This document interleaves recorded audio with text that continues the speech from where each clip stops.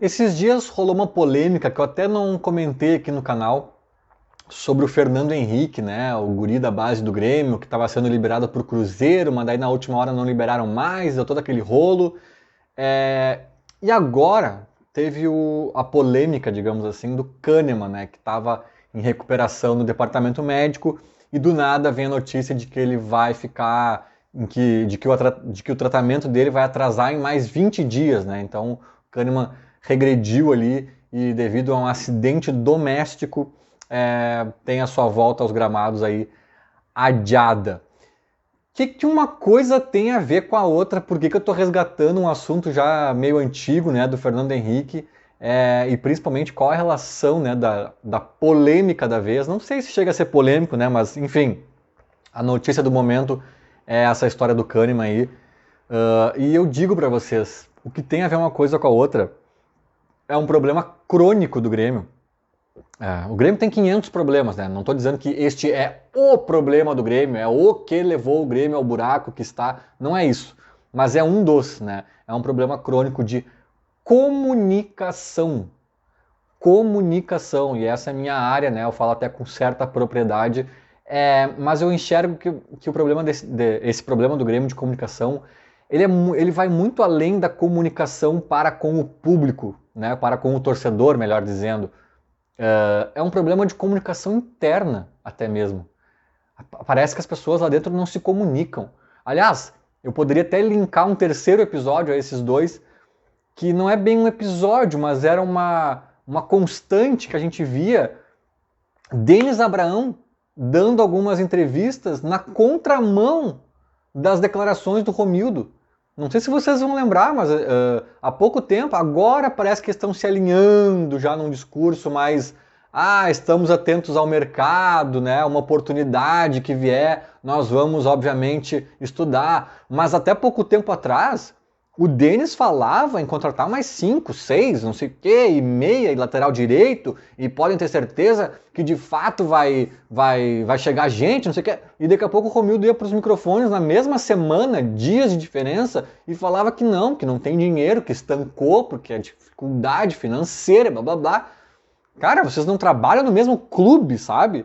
Então ali já eram outros indícios de uma comunicação interna falha. E essa interna eu acho que é mais grave, daí não é exatamente a minha área, né? Não é comunicação propriamente dita, né? Marketing e afins. É uma comunicação de tipo assim, cara, vocês não estão coesos, vocês não têm processos claros, vocês não têm gestão, né? Que não é um gesto grande, Denis Abraão, é uma gestão de fato, vocês não têm fluxos internos, vocês não se conversam, sabe? E isso para mim é o mais preocupante, mas também respinga de alguma forma no que diz respeito aos dirigentes do Grêmio. Não estou falando aqui do marketing do clube, da comunicação, estou falando da comunicação dos dirigentes, do presidente e etc. Aí sim, junto ao torcedor, junto à imprensa, né, que também é muito falho e isso gera desgaste, gera até crise às vezes, sabe? E aí começando rapidamente pincelando ali, resgatando, né, o caso do Fernando Henrique, cara, aquilo ali eu não comentei na época porque eu acho que tinha outros assuntos, eu tava super mal da Covid também, meio gripadão, eu evitei, fiquei uns dias até sem fazer vídeo, acho que foi naquela época, se eu não me engano, mas foi um absurdo, na verdade, né? Aquilo ali foi assim, ó, o Serri e o Denis Abraão estavam negociando o Fernando Henrique com o Cruzeiro, né, um adversário direto do Grêmio, na briga ali na Série B. E aí eu acho que a informação vazou, a torcida se mostrou insatisfeita, a própria imprensa deu uma batidinha forte ali no Grêmio, e aí o Romildo tomou a frente da situação e cancelou tudo, e aí botou o argumento na mesa até de que não tinha uma boa relação com o Cruzeiro, e não sei o que, não sei mais o que lá. Enfim, ele deu um monte de argumento. Ele falou que era adversário direto, foi o principal argumento que ele usou, e também falou da relação com o Cruzeiro e não sei mais o que, e vetou. O guri ficou louco, o guri parece que já tinha se desfeito aqui dos imóveis, né, ele alugava um apartamento aqui, já tinha devolvido, já estava lá em BH, já estava indo com o empresário, parece que soube que não era para ir.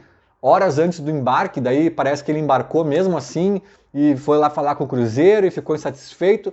E aí agora o discurso é de que o Grêmio até negocia ele, ou seja, parece que o Grêmio de fato não pretende usá-lo. Mas a questão de ser um rival direto estancou ali o negócio e o Grêmio parece que está aberto a negociar com outros clubes, talvez a Série A, de outros países e etc., o Fernando Henrique.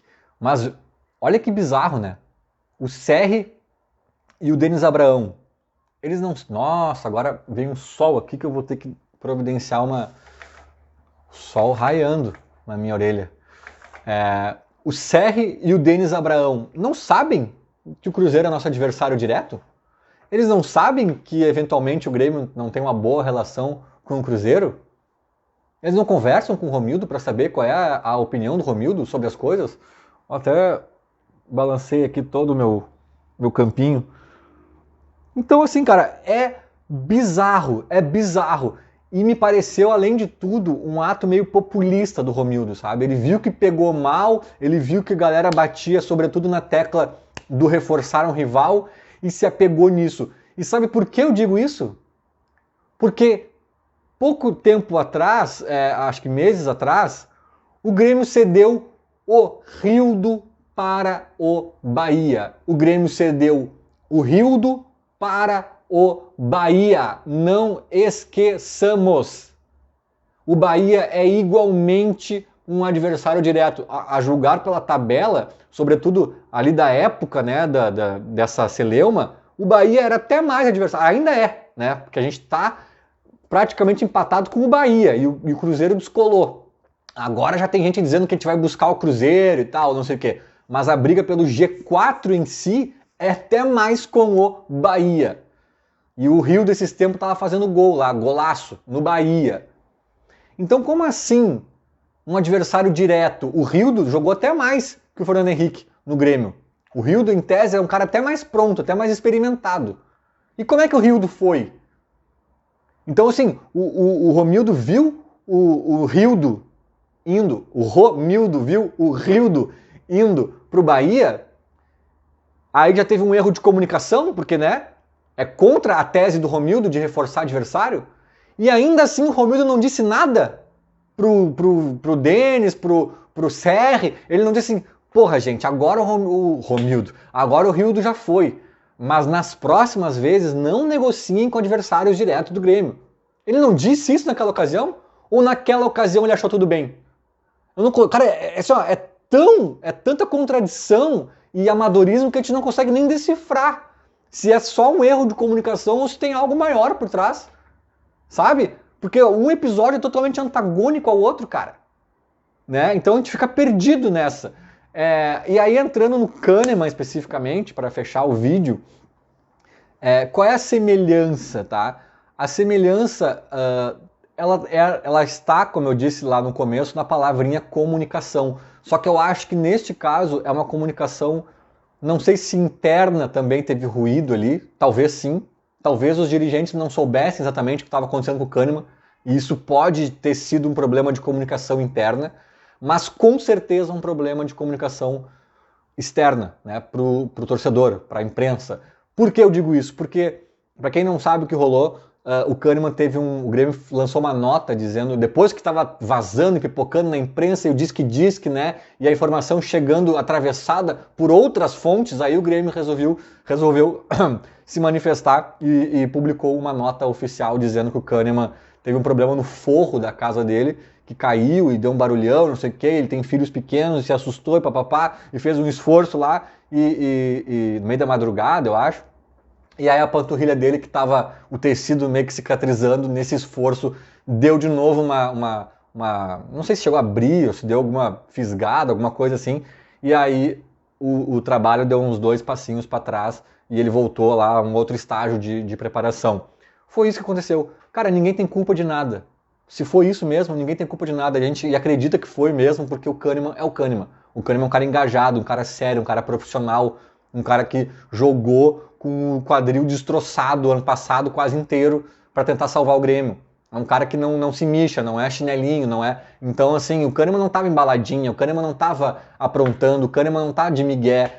Deve ter sido uma história verdadeira mesmo, né? Ele tem filhos pequenos, dizem que ele acordou assustado e foi rapidamente lá ver a questão do forro lá com os filhos. Eu não sei se o esforço foi nessa corrida aí para ir para o quarto dos filhos, ou se alguma questão do forro ele fez algum outro esforço, não ficou muito claro, mas a questão é que a história parece verídica, né? Fidedigna, assim.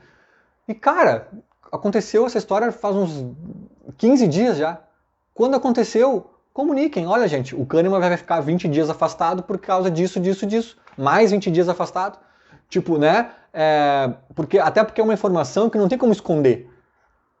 A gente vai ver que o Kahneman não voltou na data prevista. Então alguma satisfação é preciso que se dê. Então por que não fala a verdade? Ainda mais quando a verdade não tem culpa de ninguém, não foi barbeiragem do departamento médico, não teve história assim ou assado, ou teve e demoraram 15 dias para inventar uma historinha convincente. Aí tu já gera dúvida, entendeu? Já gera dúvida. Já gera crise e tititi e bafafá, sabe? Então, cara, se comuniquem, se comuniquem. Vamos falar, olha, gente, no dia que a notícia rolou, aconteceu isso e isso com o Kahneman, vai atrasar mais 20 dias o retorno dele. Pronto, acabou. Aí tu não dá margem para a imprensa ficar especulando e alterando e difamando e o torcedor inventando né, imaginando coisas onde não tem. Então vai lá e fala, sabe? Mas aí eu já acho que pode ter havido até um problema de comunicação interna. Talvez ocorreu a situação com o Kahneman e talvez pessoas de dentro do Grêmio não sabiam, o que eu não duvido, né, visto o exemplo do Fernando Henrique e tantos outros, e em sabendo, talvez aí o problema tenha sido principalmente da comunicação de dentro para fora, mas que há ruídos e falhas bizarras de comunicação dentro do Grêmio, isso me parece evidente e gera problema, desgastes e até mesmo crises de vez em quando totalmente desnecessárias. Feito, era mais ou menos isso. Falou, abraço.